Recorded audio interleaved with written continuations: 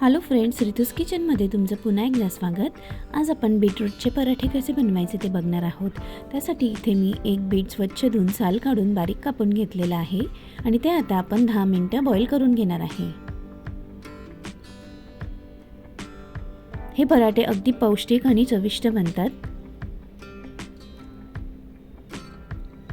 10 मिनिटं झालेले आहेत आणि आपले बीटरूटही बॉईल झालेलं आहे.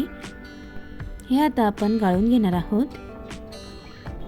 बीटरूट गाळून झाल्यानंतर थोडं थंड होऊ द्यायचं आहे. जोपर्यंत बीटरूट थंड होत आहे तोपर्यंत आपण डोसाठीची प्रिपरेशन करणार आहोत. त्यासाठी इथे मी 1.5 कप गव्हाचं पीठ घेतलेलं आहे. 1/4 कप बेसन घेतलेलं आहे. 1 चमचा तीळ, अर्धा चमचा ओवा घेतलेला आहे. ओवा हातावर क्रश करून टाकायचा आहे म्हणजे त्याचा फ्लेवर छान येतो. अर्धा चमचा धना पावडर, अर्धा चमचा जिरा पावडर, अर्धा चमचा लाल तिखट घेतलेला आहे. तुम्ही तुमच्या आवडीनुसार लाल तिखट कमी किंवा जास्त करू शकता. कोथिंबीर टाकून घ्यायची आहे. इथे आता आपलं बीटरूट थोडं थंड झालं आहे तर आपण त्याची पेस्ट करून घेणार आहोत. त्यासाठी इथे मी बॉईल केलेलं बीटरूट मिक्सरच्या जारमध्ये टाकलेलं आहे. 3 हिरव्या मिरच्या घेतलेल्या आहेत. 5 लसणाच्या पाकळ्या घेतलेल्या आहेत आणि थोडा अद्रकचा तुकडा घेतलेला आहे. याची आता आपण फाईन पेस्ट करून घेणार आहोत.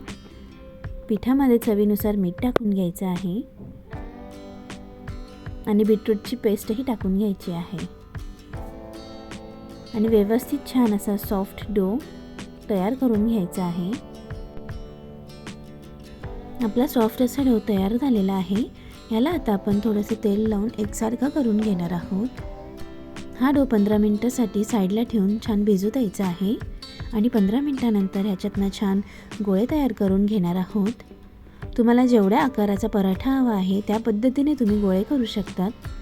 ज्यांनी अजून रितूस किचनला सबस्क्राईब केलं नसेल त्यांनी प्लीज सबस्क्राईब करा, बेल आयकॉन प्रेस करा, जेणेकरून प्रत्येक येणाऱ्या नवीन रेसिपीजचे नोटिफिकेशन तुम्हाला सगळ्यात आधी मिळतील.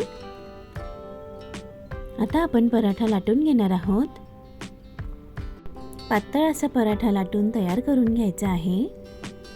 लहान मुलांसाठी ही अगदी पौष्टिक अशी रेसिपी आहे. लहान मुलांना हे पराठे तुम्ही टिफिनमध्येही देऊ शकतात किंवा ब्रेकफास्टमध्येही देऊ शकतात. आपला पराठा लाटून झालेला आहे. हा आता आपण छान भाजून घेणार आहोत. इथे मी लोखंडी तवा गरम करून घेतलेला आहे. त्यावर आता आपण पराठा टाकून घेणार आहोत. एका साईडने पराठा भाजून झाला की तो आपण टर्न करून घेणार आहोत. पराठा लोखंडी तव्यावर भाजल्याने त्यातून आपल्याला आयनही मिळते. पराठ्याला तूप लावून छान असा दोन्ही बाजूने भाजून घ्यायचा आहे. हे पराठे तुम्ही प्रवासातही नेऊ शकतात. 2 ते 3 दिवस हे व्यवस्थित राहतात. हे पराठे तुम्ही लोणचं, हिरवी चटणी, दही किंवा सॉससोबत एन्जॉय करू शकतात.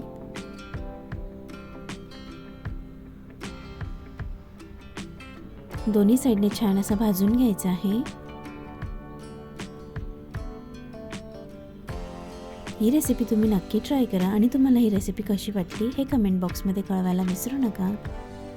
तुम्ही बघू शकता आपला पराठा दोन्ही साईडने भाजून झालेला आहे. हा आता आपण सर्व करून घेणार आहोत.